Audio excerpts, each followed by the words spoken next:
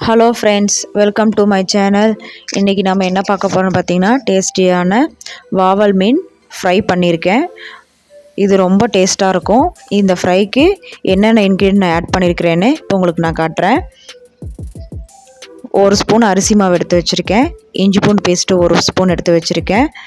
மிளகாத்தூள் எடுத்து வச்சுருக்கேன். நான் 2 மிளகாத்தூள் இதில் ஆட் பண்ணியிருக்கேன். ஒன்று காஷ்மீரி ரெட் சில்லி ஆட் பண்ணியிருக்கிறேன், இன்னொன்று நார்மல் மிளகாத்தூள் ஆட் பண்ணியிருக்கேன். அரிசி மாவு 1 ஸ்பூன் ஆட் பண்ணியிருக்கேன். உப்பு தேவையான அளவு எடுத்து வச்சுருக்கேன். மீன் பார்த்திங்கன்னா நான் நல்லா கட் பண்ணி வாஷ் பண்ணி எடுத்து வச்சுருக்கேன். இந்த ஃபிஷ் வந்து 1 kg இருக்கும். நான் 1 kgக்கு தகுந்த மசாலா எடுத்து வச்சுருக்கேன்.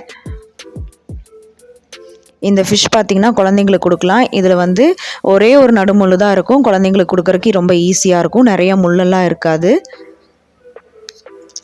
இதை நான் உடையாமல் நல்லா ஃப்ரை பண்ணி எப்படி எடுக்கிறதுன்னு காட்டுறேன். இப்போ இந்த மசாலாலாம் எடுத்து வச்சுருந்தேன் பார்த்திங்களா, அதில் நான் 2 ஸ்பூன் எண்ணெய் விட்டு மிக்ஸ் பண்ணிக்கிறேன். ஏன்னா தண்ணி ஊற்றி நம்ம மிக்ஸ் பண்ணும்போது தவாவில் ஒட்டும், மசாலாலாம் அதுலேயே கரைஞ்சி அதுலேயே அடி பிடிச்சிரும். அதனால் நான் ஆயில் விட்டு நம்ம ஃப்ரை பண்ணும்போது தவாவில் ஒட்டாது.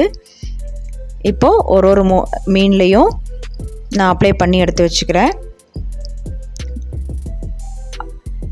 மசாலா அப்ளை பண்ணிவிட்டு ஒரு 1/2 hour to 1 hour நீங்கள் வந்து ஃப்ரிட்ஜில் வச்சிங்கன்னா நல்லா மசாலா இறங்கிடும். நான் இப்போது ஃப்ரிட்ஜில் ஒரு 1/2 hour வச்சு எடுத்துக்கிட்டேன்.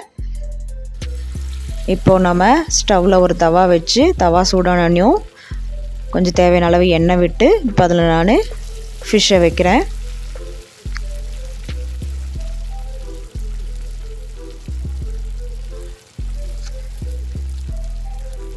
ஃபிஷ் இப்படி ஃப்ரை ஆகும்போது மேல் பக்கம் நம்ம அந்த ஆயில் இருக்குது பார்த்திங்கன்னா, அதை அப்படியே மேலே லைட்டாப்பில் ஊற்றினா மேல் பக்கமும் சீக்கிரம் வெந்துடும்.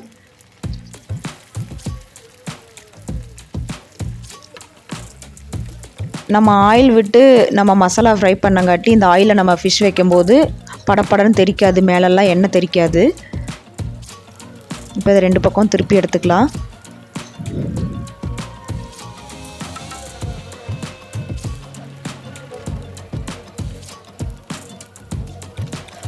ஃபிஷ் ஃப்ரை பண்ணும்போது அடுப்பு வந்து ரொம்ப சிம்மில் இருக்கணும். ஏன்னா இந்த மசாலாலாம் சீக்கிரம் அடி பிடிச்சி கரைஞ்சிரும். ஃபிஷ்ஷு உடையாமல் நான் 2 பக்கமும் திருப்பி எடுத்திருக்கேன்.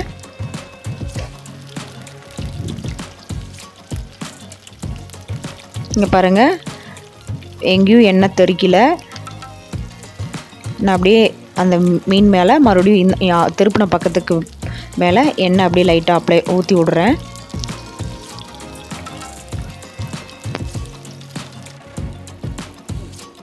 ஃபிஷ் நல்லா ஃப்ரை ஆகிடுச்சு.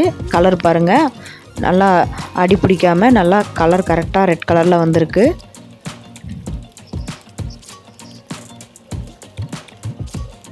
இதே போல் மீதி இருக்கிற எல்லா மீனையும் ஃப்ரை பண்ணி எடுத்துக்கலாம்.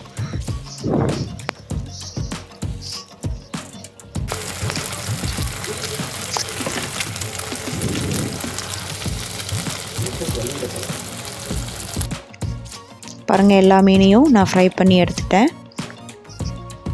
இதில் நான் எந்த ஒரு ஃபுட் கலரும் ஆட் பண்ணல.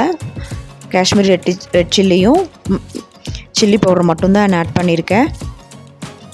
நீங்களும் ட்ரை பண்ணி பாருங்கள். தேங்க்ஸ் ஃபார் வாட்சிங்.